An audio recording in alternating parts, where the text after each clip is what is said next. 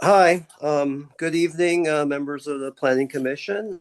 My name is Henry Fung, and I want to be a contrarian voice here. I think, as staff has mentioned, we do need to comply, the city needs to comply with the housing element. Zoning code update is important to make sure housing element certified. And when we see changes, made, like comment number 2 on the attachment to zone text recommendations table, comment number 2, I think staff has provided a zoning code update that's compliant with the housing element. And, you know, we need, I mean, certainly the Planning Commission has every right to do whatever they want on commercial and industrial land, but we have rules that we have to follow.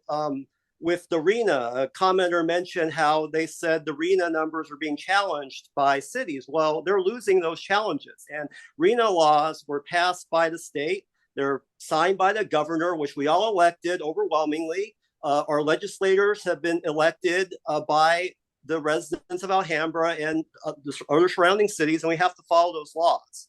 And so I would absolutely not support any changes that distract from Alhambra complying with its housing element.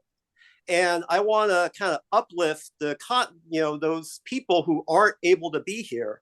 I know that we have some members of the Planning Commission that work for Alhambra's largest employer, which is the County of Los Angeles. And I know there are many county employees and employees of other businesses and organizations in Alhambra that are commuting very long distances. We talk about, open space, about, people, that's great. We support that. Everybody supports open space, but these people are also, commuting into work from Alhambra every day. They're driving, 50, 60 miles. I know of people that work at the county that live in Temecula, Fontana, it's Santa Clarita. It's very common for people to commute long distances to Alhambra. And many of these are younger employees that just got out of school and they're still living at home. They just graduated. They have great jobs at the county as engineers, secretaries, administrative assistants, but they have to live at home because they can't afford to live in Alhambra. They'd like to live in Alhambra, but they can't afford to do that.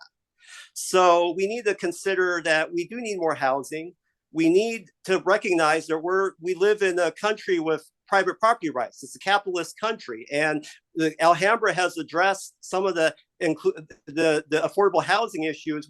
Everybody complains about luxury housing, but there's an inclusionary housing ordinance that requires all new development to include a portion of units of the same quality to people with low and moderate incomes. And the city should continue to include that inclusionary housing ordinance, obviously.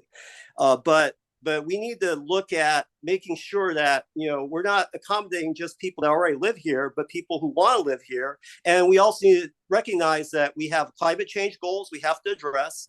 80% greenhouse gas reduction by 2050. We also need to realize that we need to move away from auto-based infrastructure. Alhambra has a very strong overnight parking restriction. Anybody that's lived in Alhambra knows they park overnight, they have a very good chance of getting ticketed.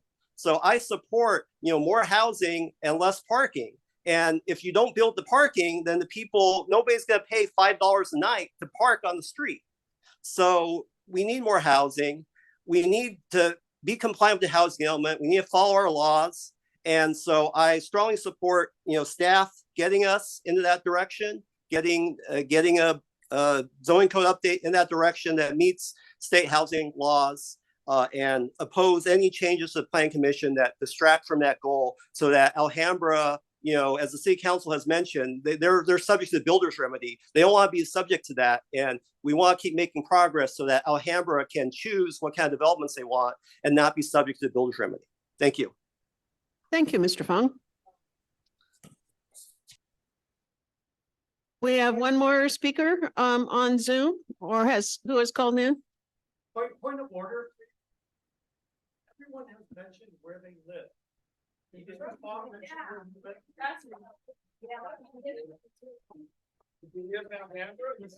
he have invested Not a requirement. in the outcome of this? Pardon me? Legally, you don't even have to give your name. Thank you, Mr. McCammon. Do we have anyone else online that would like to speak? Yes, we have another